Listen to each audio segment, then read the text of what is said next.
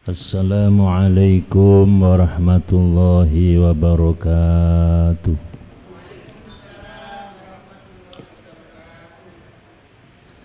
Kalau ingin makan ketupat, makanlah di waktu hangat. Kalau ingin dapat rahmat, jawablah salam dengan semangat. Assalamualaikum warahmatullahi wabarakatuh.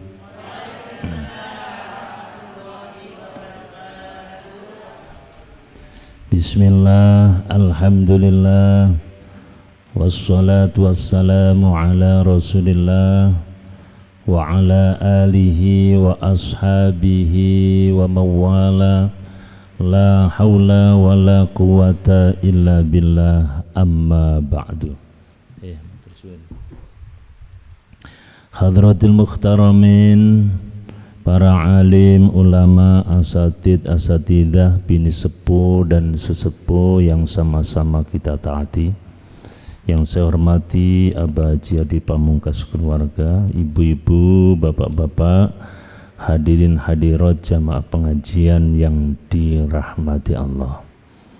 Mari kita bersyukur kehadirat Allah Subhanahu wa taala dengan mengucap alhamdulillahi rabbil alamin. Kita diberi Allah sehat, sehat badan kita, sehat iman kita, sehat lingkungan kita. Dengan perpaduan nikmat yang kompleks itu, akhirnya kita mau dan mampu melepaskan segala kesibukan yang ada guna bersimpu di majelis yang barokah ini untuk thalabul ilmi. Salawat salam semoga tetap tercurahkan atas junjungan kita Nabi Muhammad sallallahu alaihi wasallam. Baik, untuk mengawali mari kita baca sholawat dan fatihah. Shallu ala Nabi Muhammad. Sallatullah salamullah ala taha rasulillah. Sallatullah salamullah la yasin habibin la ya Allah kula nyuwun ibadah kula istiqomah ya Allah kula nyuwun sedha kula husnul khatimah. Sallallahu salamullah ala taha rasulillah. Sallallahu salamullah ala yasin ya Allah kula nyuwun keluarga ingkang barokah ya Allah kula nyuwun putra waya saleh salihah. Sallallahu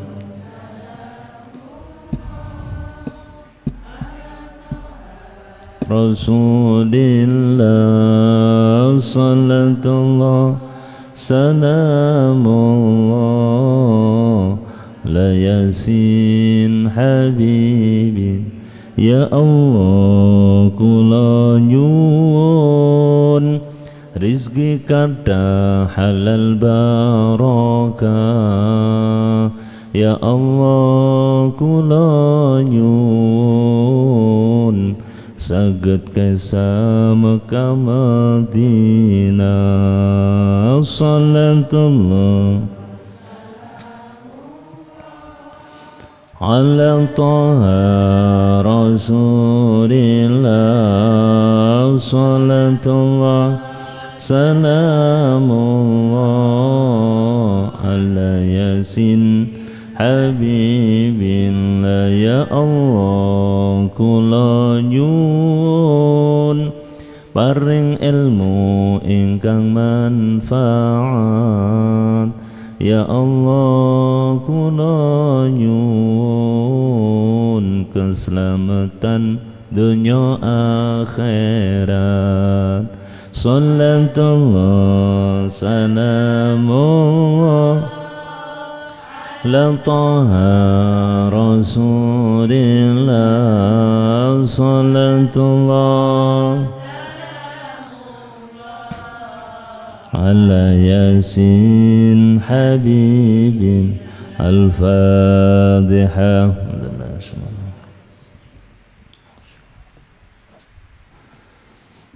Para jamaah yang dirahmati Allah, saya doakan yang hadir diberkahi Allah, diberi panjang umur yang manfaat, badan sehat walafiat, keluarga sakinah mawaddah warahmah, putra waya soleh solihah, rezekine kuwatah halal barokah, husnul khotimah. Amin.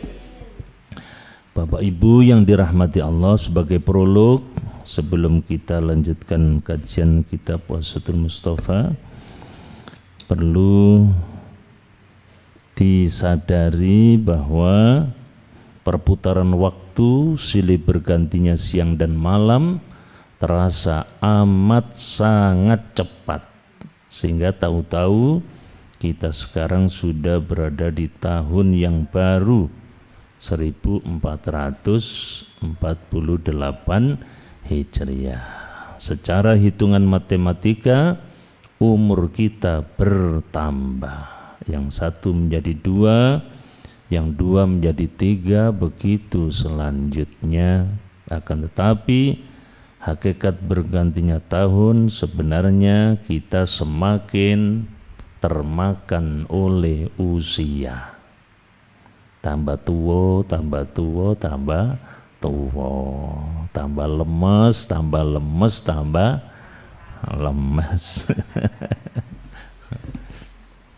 Oleh karena itu, mari sisa-sisa umur yang terukur, sisa-sisa nafas yang terbatas ini kita manfaatkan dengan sebaik-baiknya. Jangan sampai waktu kita terbuang begitu saja tanpa guna, tanpa makna, dan sia-sia. Para jamaah yang dirahmati Allah, karena tahun baru berarti kita ini berada di salah satu bulan yang dimuliakan oleh Allah Subhanahu wa ta'ala. Yaitu sekarang ini kita berada di bulan Muharram. Wong Jawa ngarani wulan suro, ya. Apa saja keutamaan di bulan Muharram itu? Satu, bulan Muharram itu salah satu dari 4 bulan yang hurum, 4 bulan yang dihormati. Bulan yang dihormati dalam Islam 4 bulan, yaitu Zulqa'dah, Zulhijjah, Muharram, dan Rajab. Kemudian yang kedua, bulan Muharram ini termasuk Syahrullah, bulannya Allah. Bulan Muharram ini juga di sana di dalamnya ada amalan yang lebih utama setelah bulan suci Ramadan, yaitu puasa. Puasa yang utama setelah puasa Ramadan itu adalah puasa di bulan Muharram, terutama tanggal 10 disebut dengan Asyura. Kalau bisa tanggal 9, 10, 11 puasanya. Tasyu'a, Asyura, tambah tanggal 11. Orang Jawa mengatakan suro, yaitu berangkat dari sini, Asyura, tanggal 10 Muharram. Karena tanggal 10 Muharram itu ada peristiwa-peristiwa penting dalam sejarah Islam, yaitu peristiwa-peristiwa yang dialami oleh para nabi dan rasul. Di antaranya tanggal 10 Muharram diterimanya taubatnya Nabi Adam. Kemudian Nabi Nuh selamat dari banjir bandang. Nabi Ibrahim selamat dari kobaran api Raja Namrud. Nabi Yakub sembuh dari kebutaannya karena ditinggal oleh Nabi Yusuf. Nabi Yusuf disangka meninggal, kata saudara-saudaranya itu, ditangisi sampai matanya buta. Kemudian disembuhkan oleh Allah setelah bertemu dengan Nabi Yusuf. Itu 10 Muharram. Kemudian Nabi Ayub disembuhkan dari sakitnya. Nabi Musa membelah lautan ketika dikejar oleh Raja Firaun. Kemudian lagi Nabi Yunus selamat dari ikan, ya, karena ditelan ikan, diselamatkan tanggal 10 Muharram. Termasuk Nabi Muhammad SAW, itu hijrahnya Nabi Muhammad SAW. Oleh karena itu Bapak Ibu diusahakan berpuasa waktu Muharram. Pun poso napa dereng, Bu? Kalau bisa mestinya tanggal 1 sampai 10 atau sampai 11, ya. Kalau tidak bisa ya tanggal 1, ya. 1, kemudian tanggal 9, 10, 11. Kalau tidak bisa ya setidaknya tanggal 10-nya, Asyura. Asyura tidak bisa, ya sembuh saya turu ya. Jadi diusahakan berpuasa itu, ya, usahakan. Para jamaah yang dirahmati Allah, itu sebagai prolog, ya. Mari kita lanjut kajian kitab Wassatul Mustafa, hadis yang ke-76. Hadis yang ke-76. Bismillahirrahmanirrahim. Ya Aliyu, lisidqi thalathu alamatin, kitmanul ibadah, wa kitmanus sadaqah, wa kitmanul ma'siyah. Itu di situ tulisannya musibah, itu sebenarnya adalah maksiyah. Ya Aliyu, wahai Sayyidina Ali, lisidqi, iku tetep kedue temen, falathu alamatin, utawi telu piro-piro tondo. Wahai Sayyidina Ali, tanda-tanda temen, tanda-tanda kejujuran itu ada 3, yaitu yang pertama kitmanul ibadati, ngumpetake ibadah, wa kitmanus shadaqati, lan ngumpetake sedekah, wa kitmanul ma'siyati, lan ngumpetake maksiat. Tanda-tanda kejujuran ada 3. 1, merahasiakan ibadah. 2, merahasiakan sedekah. Yang ketiga, merahasiakan atau menyimpan maksiat. Para jamaah yang dirahmati Allah, tanda-tanda kejujuran. Apa sih jujur itu? Ada yang pepatah mengatakan jujur mujur, ora jujur ajur.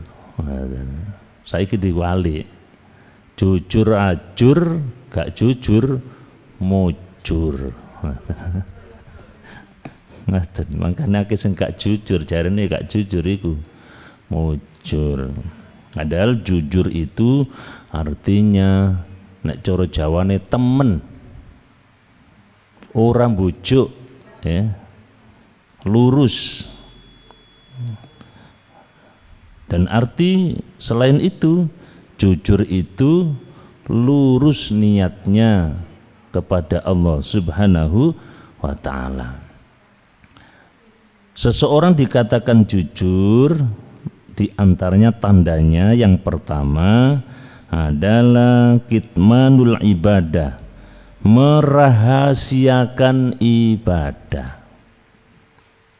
Maksudnya merahasiakan ibadah bagaimana? Ya. Yes, ibadah gak diduduk-duduk nih, gak dikandak-kandak nih. Ya. Terutama ibadah-ibadah sunnah.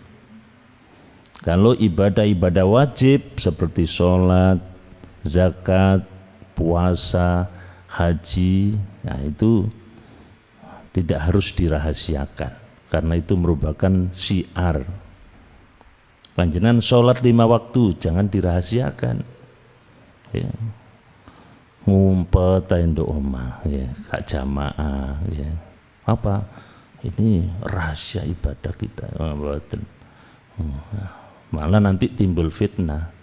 Oh, dia itu tidak pernah sholat ternyata loh. Boleh disangka ora sholat.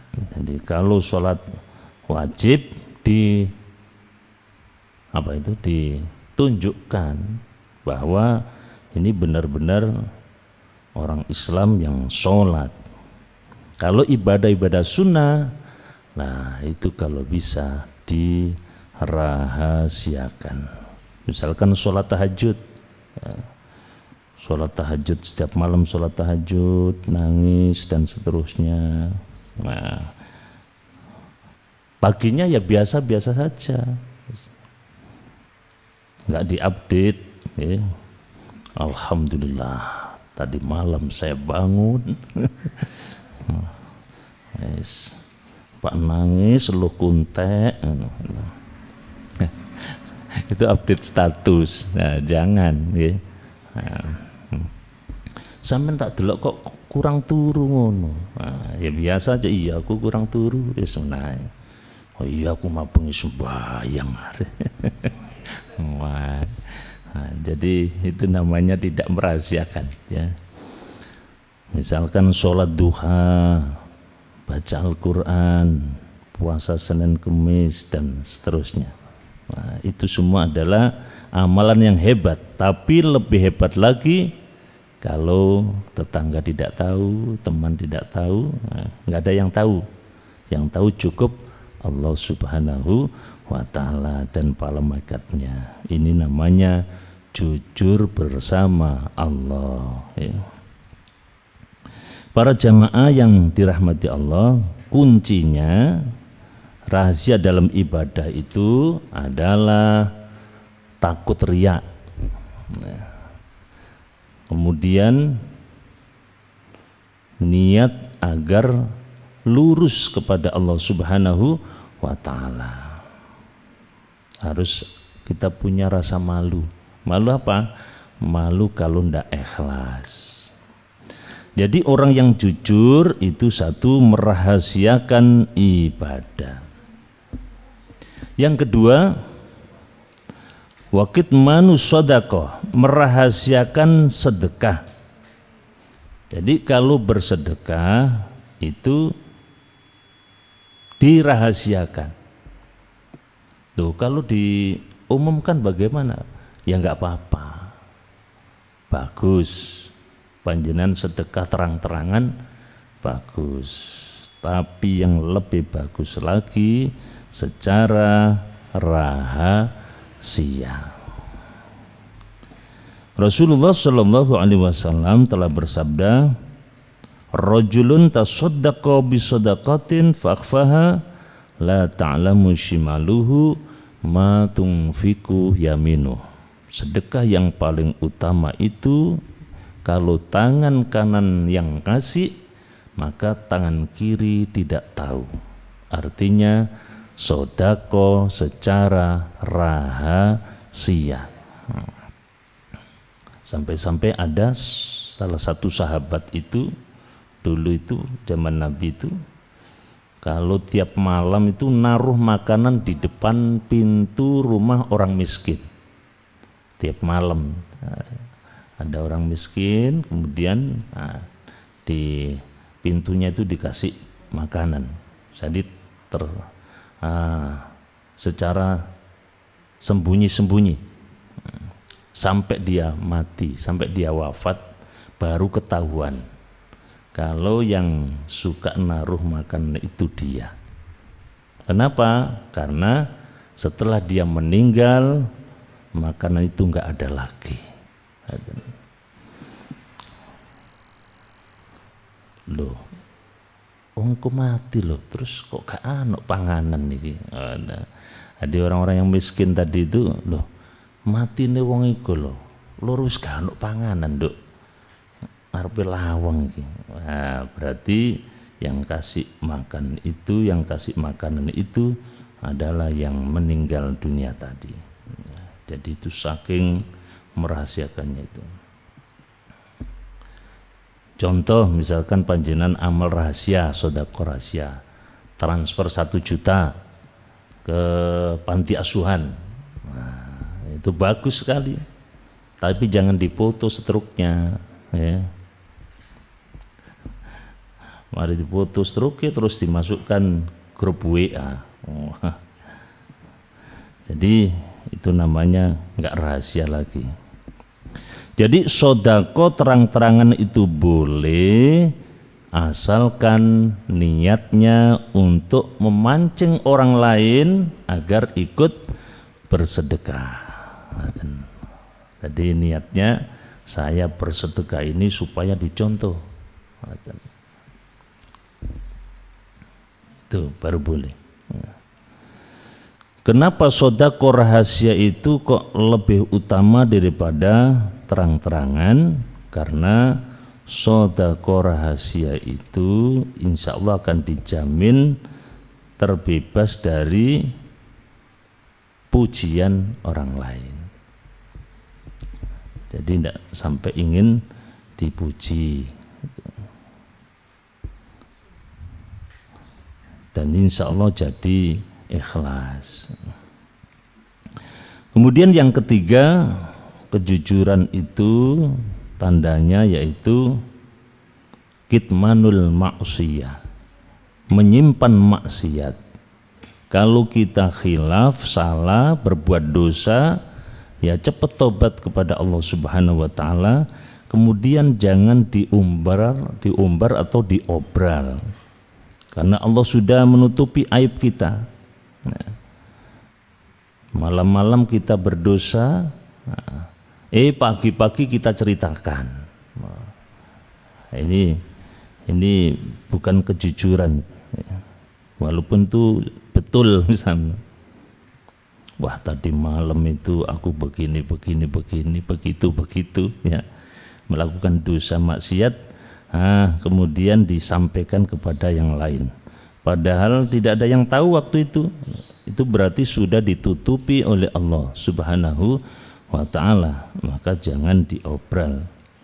Kita melakukan maksiat dosa, maka segera bertobat kepada Allah Subhanahu wa ta'ala. Para jamaah yang dirahmati Allah, itu tanda kejujuran. Di dalam Al-Quran itu ada dalil-dalilnya.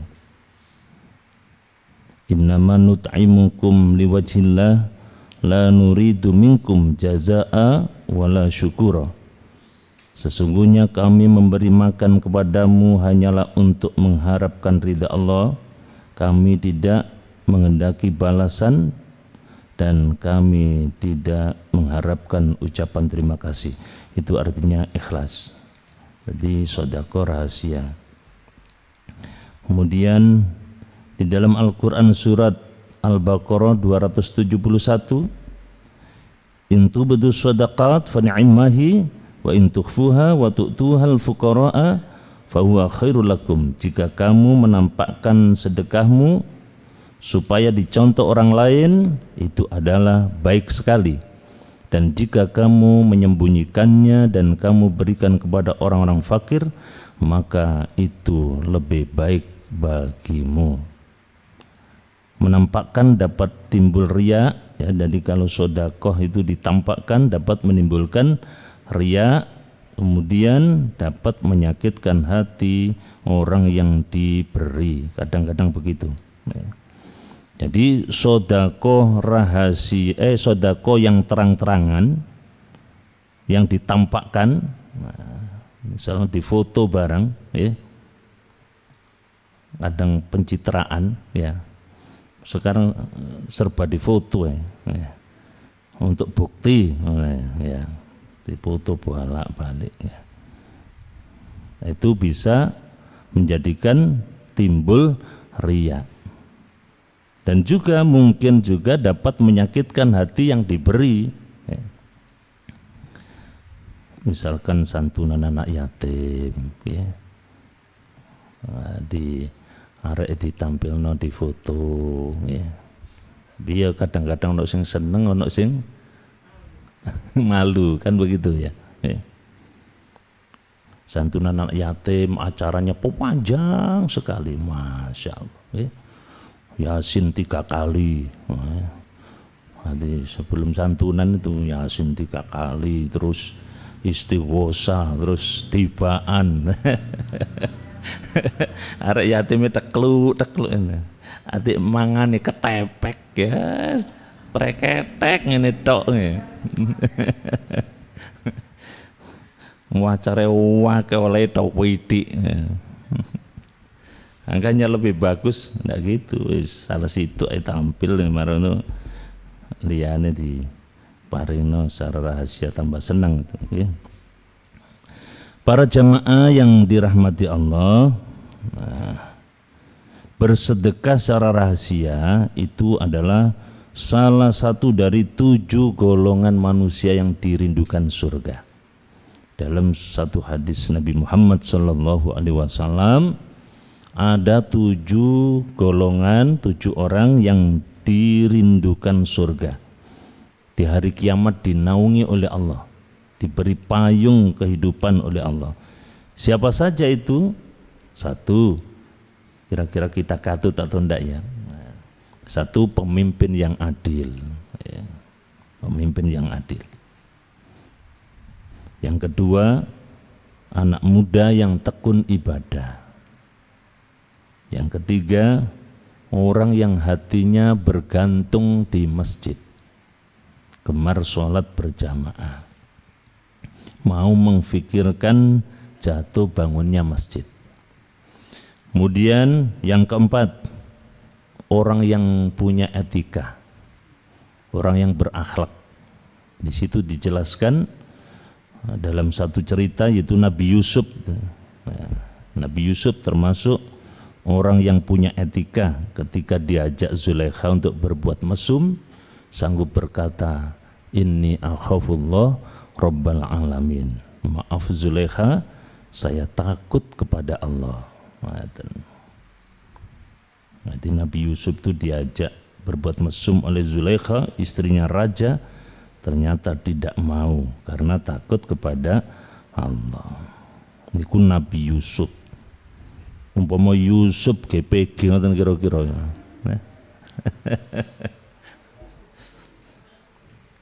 Dan itu yang keempat. Yang kelima, orang yang dirindukan surga, mendapat naungan di hari kiamat, orang yang sering menangis di malam hari, meneteskan air mata.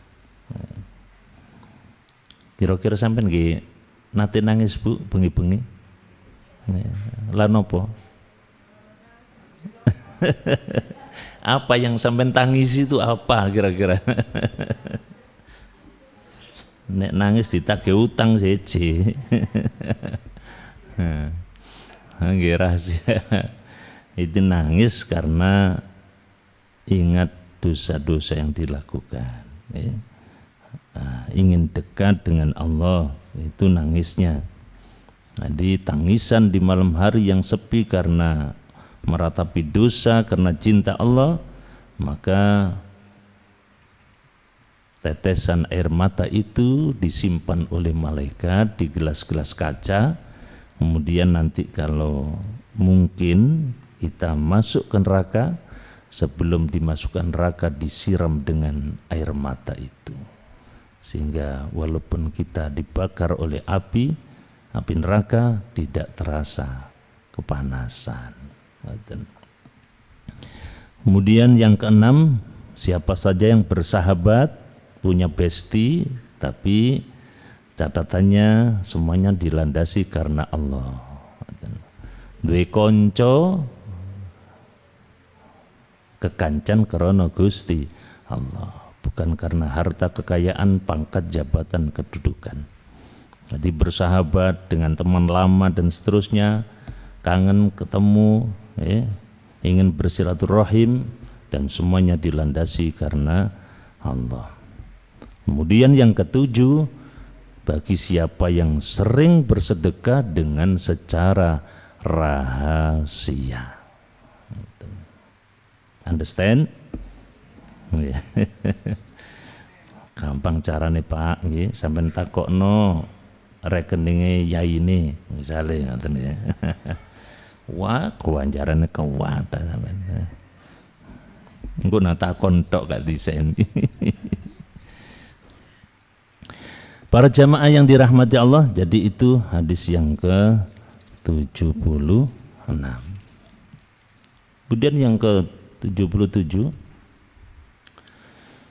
Bismillahirrahmanirrahim. Ya aliyu walil ibadi thalathu alamatin yamkutu nafsahu wa yuhasibuha wa yutilul qiyama baina yadayillahi ta'ala ila akhirih. Ini cukup panjang, satu saja. Ya aliyu, wahai Sayyidina Ali, walil abidi, lan iku tetap kedue ahli ibadah. Orang dikatakan ahli ibadah itu salasu alamatin, utawi telu piro-piro tondone. Yamkutu nafsahu, banget bendune sopo abid ing awake abid. Wa yuhasibuha, lan niti-niti sopo abid ing nafsahu awake abid. Wa yutilul qiyama, lan dawaake sopo abid ing ngadeg baina yadillah ta'ala, jungkung ing dalem ngersane Allah ta'ala. Wahai Sayyidina Ali, tanda orang yang ahli ibadah itu ada 3. Hati panjenengan, kita semua disebut ahli ibadah kalau kita punya 3 ciri. Yang pertama, tidak menyukai dirinya. Yang kedua, mengawasi dengan ketat pada dirinya. Yang ketiga, lama ketika beribadah kepada Allah Subhanahu wa ta'ala. Itu ciri orang yang ahli ibadah. Jadi yang disebut ahli ibadah itu, satu, artinya tidak menyukai dirinya. Itu maksudnya tidak membanggakan dirinya, tidak ujub. Aku kok sopon, waku. Kemudian tidak merasa dirinya ahli. Dia tidak merasa kalau dirinya itu ahli ibadah. Kemudian dia takut amalnya tidak diterima oleh Allah Subhanahu wa ta'ala, sebab sadar bahwa dirinya adalah makhluk lemah. Kalau banyak ibadah itu semata karena taufik Allah Subhanahu wa ta'ala, bukan karena dirinya. Jadi ahli ibadah itu tidak membanggakan diri, tidak ujub, tidak merasa dirinya ahli, dan takut amalnya tidak diterima oleh Allah Subhanahu wa ta'ala. Satu contoh, habis sedekah tidak bilang, wah sopo nanek ke aku, tapi Di balik itu dia mengatakan, ya Allah terimalah sedekahku, takut tidak diterima Allah. Itu yang bagus. Kalau dibilang alim, sampean ku alim. Nah, dia tidak senyum-senyum bangga, tapi beristighfar, astagfirullah, ya Allah, saya kok dikatakan alim banyak dosa. Mungkin dia tidak tahu kejelekan saya. Sampean ku orang alim. Nah, kalau dia ini ahli ibadah, tidak bangga, tidak guyang-guyu, tapi masya Allah, wong iki ngarani aku alim padahal aku yang ini gak ruelekku kan. Kan tidak tahu karena masih ditutupi Allah Subhanahu wa ta'ala. Kemudian kalau melihat orang maksiat, maka tidak merasa lebih baik. Wah iku bejat ya, gak koyo aku ya, tidak begitu. Tapi dia berdoa kepada Allah, ya Allah astagfirullah, ya Allah jaga diriku jangan sampai seperti mereka. Itu ahli ibadah. Yang kedua, ahli ibadah itu cirinya mengawasi dengan ketat pada dirinya. Artinya muhasabah. Muhasabah itu sibuk mengawasi aib dirinya sehingga tidak sempat mengawasi aib orang lain. Jadi selalu evaluasi dirinya. Awake diitung dewi, digoleki salahe dewi, gak goleki salahe orang. Soalnya kadang pinter ya ngoreksi wong, tapi gak iso ngoreksi awake dhewe. Oh iku medhite tingkat kecamatan ya. Padahal awake tingkat kabupaten. Enak nek ngilokno mau wedit. Iku koyo petinju. Napa petinju? Gegem ya. Hadi sampean nek diwaro sampean kok petinju, ojo seneng sampean. Iya aku hebat. Nah, gegem petinju iku. Iku koyo petinju. Petinju iku gegem gak tahu metu dowike. Jadi mengawasi ketat pada dirinya itu satu, evaluasi diri, kedua menjaga niat, ya. Kemudian menjaga dirinya dari maksiat. Kuncinya dia punya alarm di hatinya. Begitu mau maksiat, alarm itu berbunyi sendiri. Akhirnya nggak jadi. Kemudian yang terakhir, orang yang dikatakan ahli ibadah itu adalah lama ketika beribadah. Artinya kalau ibadah dia itu betah berlama-lama dengan Gusti Allah. Itu ahli ibadah. Sholat misalkan, sholatnya ya betah, nggak buru-buru. Sembayang nek imame suwe, alhamdulillah hebat.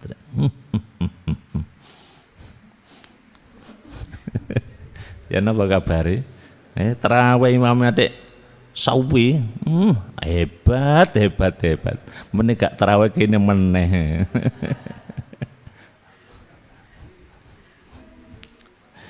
Jadi ahli ibadah itu lama ketika beribadah. Kalau sholat enggak buru-buru, santai, dinikmati. Zikir enggak dikejar setoran, nah, itu. Subhanallah, subhanallah, subhanallah, subhanallah, subhanallah, subhanallah, sub. Alhamdulillah, la. Allahu Akbar, bar. Ngejar setoran, ya.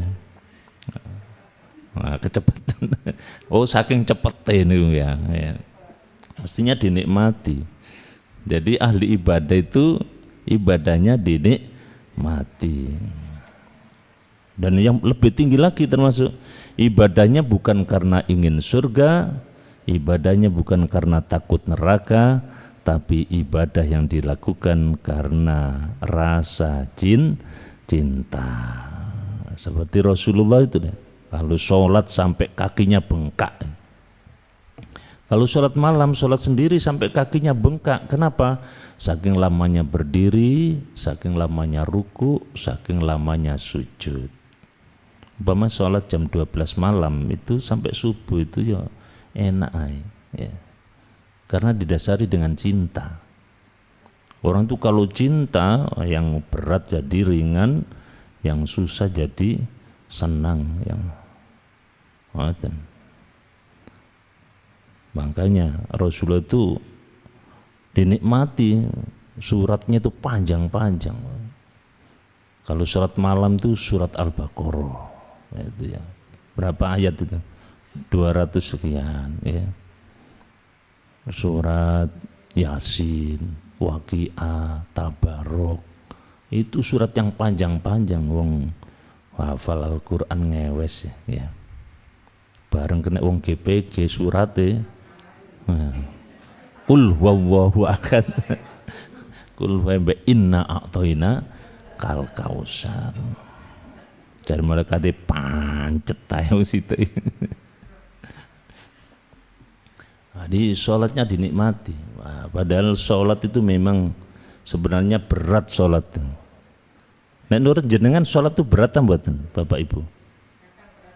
Oh, kadang berat, kadang mboten. Tapi aslinya sholat itu berat.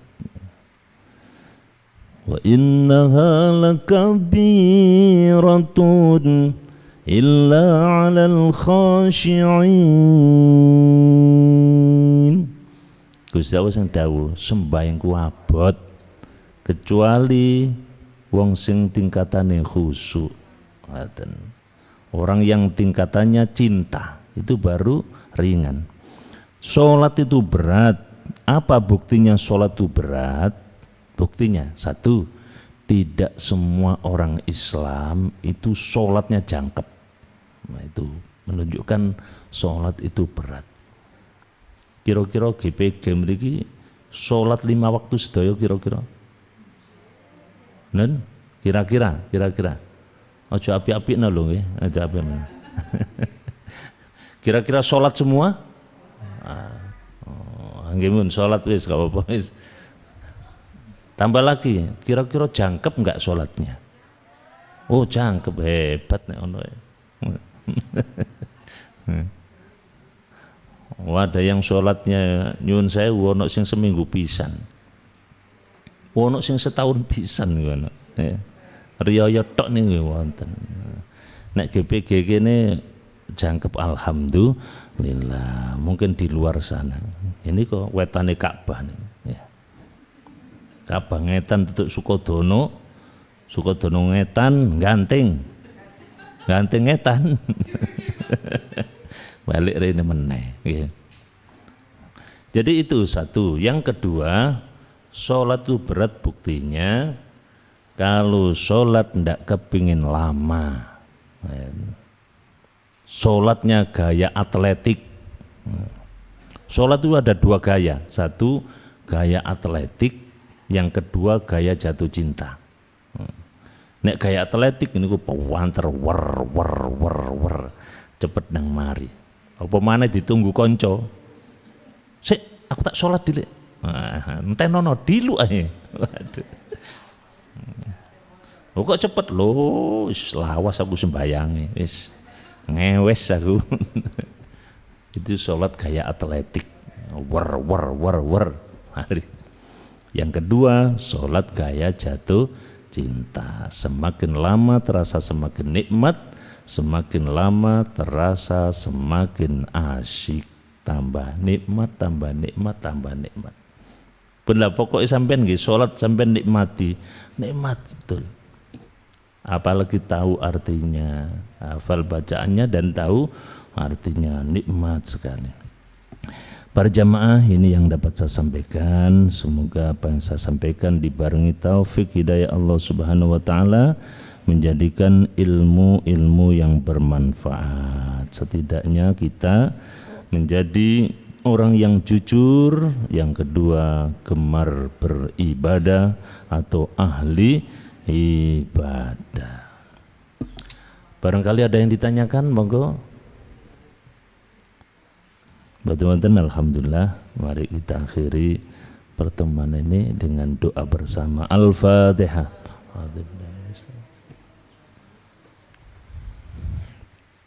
Bismillahirrahmanirrahim. Allahumma salli wa sallim wa barik ala Sayyidina Muhammad walhamdulillahi rabbil alamin. Allahumma inna nas'alukal huda wattuqa wal afafa wal ghina. Allahumma inna ala dzikrika wa syukrika wa husni ibadatik. Rabbana atina fid dunya hasanah wa fil akhirati hasanah wa qina adzabannar. Wa sallallahu ala Sayyidina Muhammad walhamdulillahi rabbil alamin.